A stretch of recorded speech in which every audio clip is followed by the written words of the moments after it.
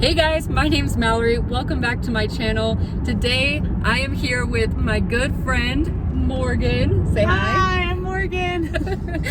And we just got done snowboarding today, so that would be why I have crazy hair and look just, maybe a little tired, but that's fine.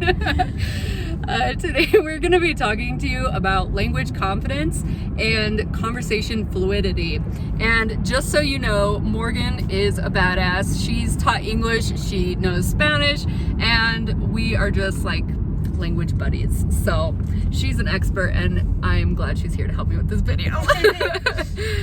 Okay, so we were kind of talking about this earlier. What would you think was like the biggest thing that helped you with language confidence? I think the biggest thing that helped me with language confidence was not trying to overthink it or be self-conscious about the way that I was speaking the new language, but just try my best to feel comfortable and tell myself in my head, like, I know how to speak Spanish, I just need to speak it and not feel nervous about what the other person thinks.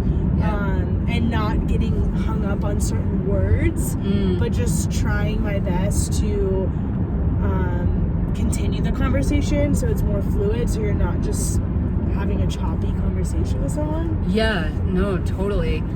Speaking of just like not second guessing or like worrying what other people are thinking about you, this is like really ridiculous, but I used to like get so nervous that people would think I sounded dumb just when I said thank you.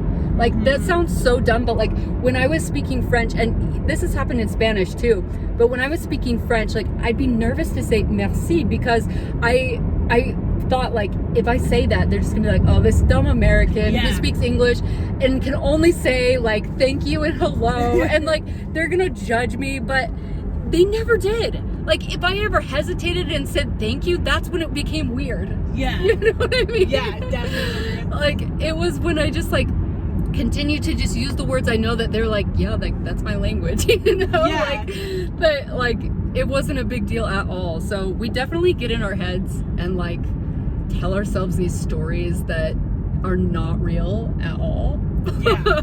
Or, like, they're gonna perceive you as being ignorant or stupid, but they may giggle or laugh at something that you're saying, but that's okay. Like, they're probably just laughing that, I don't know, maybe you sounded a little funny, but that's okay. I'm sure they still appreciate that you're trying. It's not like they're thinking you're dumb. Yeah. I mean, you're not dumb for starting to learn a new language. No, if anything, you're like brave as hell. Yes, exactly. And I feel like people do see that you're brave enough to try, because a lot of people are afraid to try because they don't want to be laughed at, but you gotta laugh at yourself, Yeah.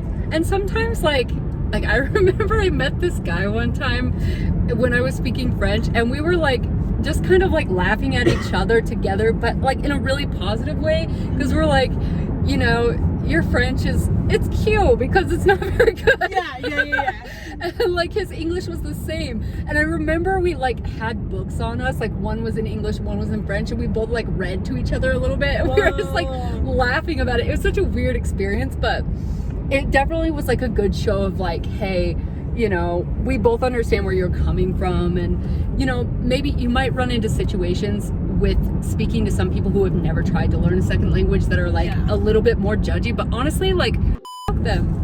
Yeah, seriously. I probably have to bleep that out, but yeah, and if they judge you, well, hey, at least you're trying to get better. You're just getting better. The more you do it, the better you're gonna get. Yeah, amen. So actually, it's really funny. I read this book recently called Daring Greatly by Brene Brown, and I'm gonna put up the exact quote like on the screen that she references, but the whole book is kind of centered around this quote by Theodore Roosevelt, where he essentially says something along the lines of like, critics don't matter unless they're also in the arena, like fighting with you. So if you're willing to dare greatly, if you're willing to be in the arena and get your ass kicked, then that's all that matters. And so if these people are like, I don't know, judging you or like acting rude to you for how your language skills are, like, who cares what they think? They haven't tried. They haven't failed. Exactly. Like, they're, yeah, anyway. That's kind of my mindset around Yeah, it. definitely. But I want to go back to the topic of conversation fluidity and kind of your thoughts on that. Like, what has been your mindset? What have you taught, like, students, things like that?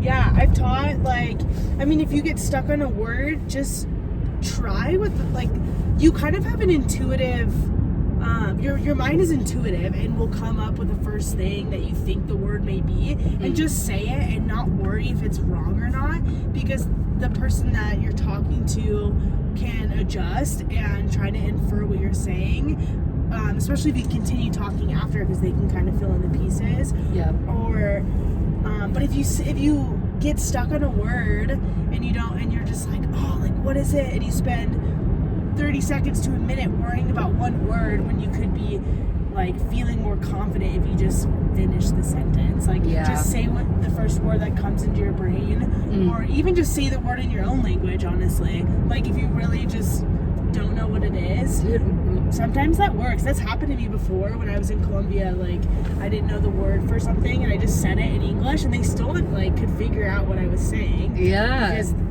the rest was in Spanish. You know what? Actually, my French professor did the same thing. I mean, her French, she'd been speaking for like forever, like basically her whole life, and so her French was really good. But I would notice every once in a while, and I'd have to like stop and think about it. I'm like, did she just throw an English word in there? Yeah. Like, what? But that totally makes sense. Like, I never even thought about. I mean, I guess maybe because of that, I thought about it, but I never thought about doing it myself. So yeah, that's cool. Yeah. Yeah.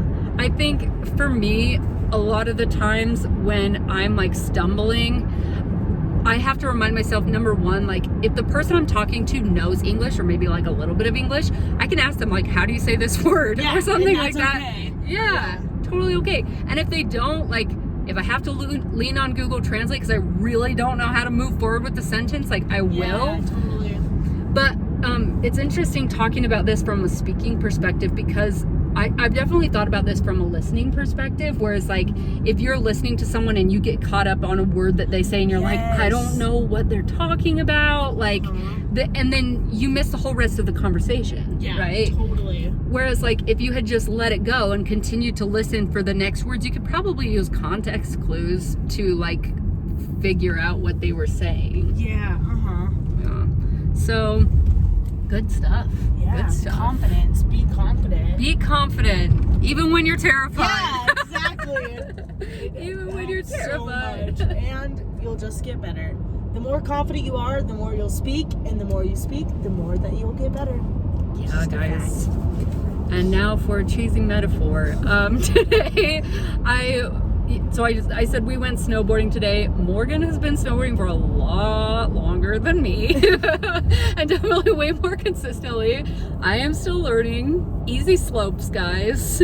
And I mean, I always like to relate language learning back to like sports or fitness and stuff like that, and snowboarding is no exception. Like, I fall on my ass a lot and it hurts. It does not feel good, especially the older you get. It's like, my joints, oh my god. But you hop back up, even if it's slowly, because hopping up is the hardest part. And you keep going, and the more you show up, the more you go down like the run, you get better and better and better. You get more confident. And yeah, sometimes you just, I don't want to say fake it until you make it, but like sometimes you just have to give yourself fake confidence and just be like, I can do this. Just positive affirmations. And then eventually you believe it. It's true. Yeah. And it becomes reality. Yeah. Don't fall under the imposter syndrome. No imposter syndrome. Yeah. Just like believe that you are, or that you can do it. And you can do it. Yes. It's cheesy, but it's true. It's cheesy, but it's true. Believe. Believe in yourself. Y'all got this. All right.